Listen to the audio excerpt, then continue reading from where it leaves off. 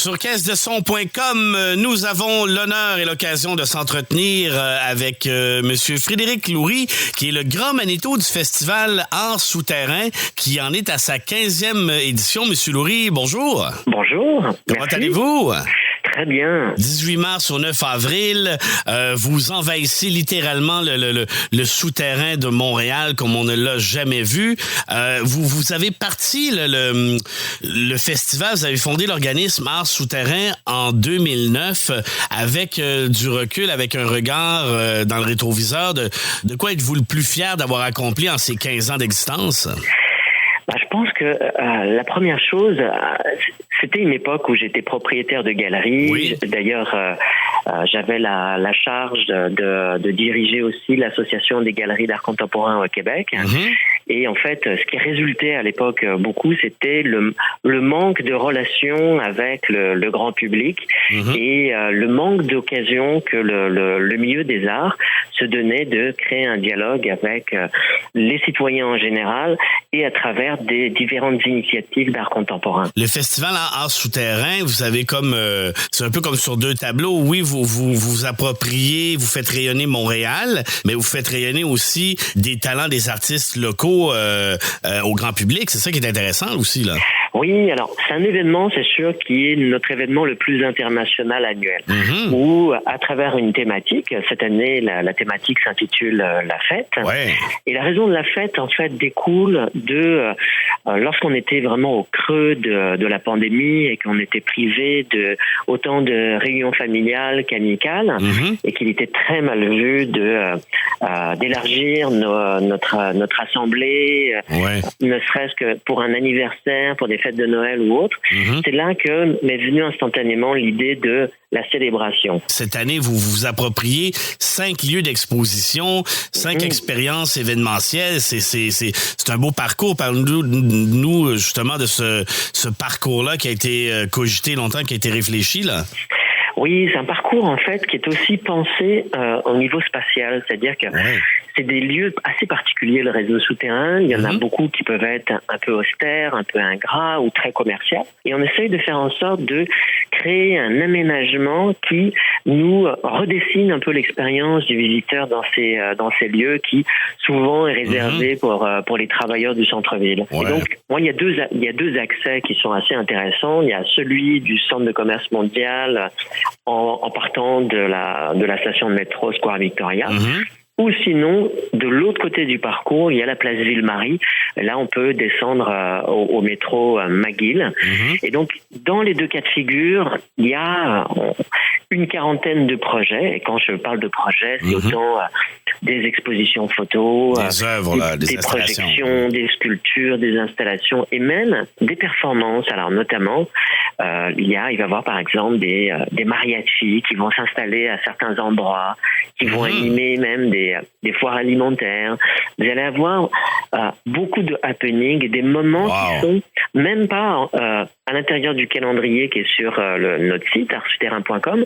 Et donc, aux quatre coins de ces différents espaces, les gens vont vivre des émotions assez fortes. Et c'est vraiment notre ambition, c'était de créer un lien très fort avec les individus, qui soient de l'extérieur de Montréal et de passage, que des personnes qui travaillent ici tous les jours. Et quels sont vos incontournables, les événements? Il y en a plusieurs, évidemment, on peut pas tous les nommer, mais les événements à ne pas manquer pendant ces 3 semaines-là.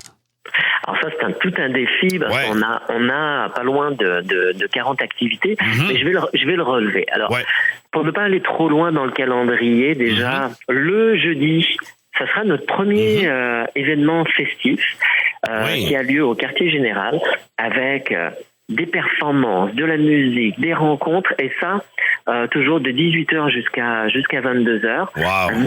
Et on est très lié cette année avec le Musée d'art contemporain qui a déménagé à la place Ville-Marie. Et donc, on va activer aussi, organiser des ateliers pour les familles, des rencontres d'artistes. Mais sinon, si je devais choisir un dernier rendez-vous, ça, c'est des rendez-vous, je dirais, assez simples. C'est des rendez-vous de visite guidée. Si on revient un peu aux traditions, parce qu'il y a des visites guidées autant avec les commissaires d'exposition, avec des artistes, avec des personnalités. Et là, tous les week-ends, le samedi et dimanche, il y a plusieurs départs en français, en anglais, où les gens ont simplement besoin de s'inscrire. C'est gratuit. D'ailleurs, je tiens à mentionner que ces 40 activités sont gratuites. Tout le monde a droit à la fête. Exactement. C'est de tendre la main et leur dire... On sait ce que vous avez vécu depuis ces 3 dernières années et venez avec nous découvrir des œuvres autant d'artistes brésiliens, américains, québécois que péruviens et donc à travers des médiums extraordinaires parce qu'il y a des œuvres immersives dans lesquelles on rentre, des œuvres sonores. Vous parlez justement de médiums et vous écoutez Monsieur Lurie, vous avez organisé plus de 250 expositions au Canada, à l'étranger, en Europe, en Asie. Montréal, direz-vous que Montréal est en train de devenir aussi une plaque tournante au niveau des arts numériques? On est très dans notre temps à Montréal aussi. Avec Mutech et tout ça. Ah, tout à fait. Vous faites bien de le dire. C'est vrai que Montréal est une plateforme extraordinaire, autant à travers sa création, sa production, mais aussi son intelligence artificielle. Ben oui. Où on devient au fil des années chef de file international, où se réunissent en effet. Il y a des événements très multiples en art numérique. Autant par exemple, il y a la Biennale des arts numériques qui vient de terminer. Electra, Mutech, mais il y en a beaucoup d'autres. Et le numérique s'infiltre maintenant dans beaucoup d'espaces publics, mais aussi d'espaces d'exposition. Les musées ont embrayé le pas il y a maintenant quelques années, où on a désacralisé le numérique pour en faire des expériences. Je dirais qu'un lieu que je dois citer qui est très fort dans la programmation numérique, c'est le Centre Phi. Qui est un de nos fleurons au Québec.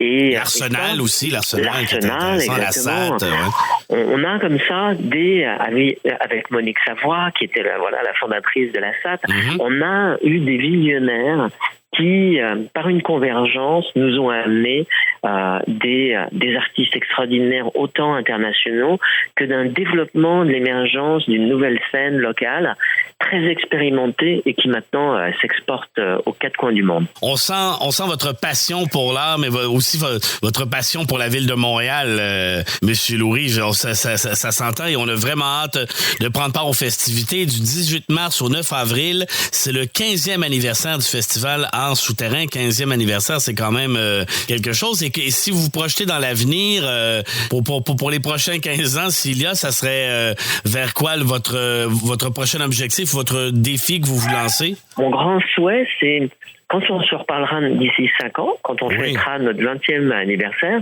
c'est de pouvoir vous dire, on a fait des pas de géant et l'art contemporain aujourd'hui est aux 4 coins de nos rues et que aujourd'hui accessible à tous là aussi. Voilà, et c'est un art qui est moins, on va dire, moins exclusif, plus axé vers le dialogue avec l'ensemble des citoyens montréalais. L'art, c'est notre histoire, c'est notre patrimoine aussi, c'est qui nous sommes en tant que Montréalais, Montréalaises.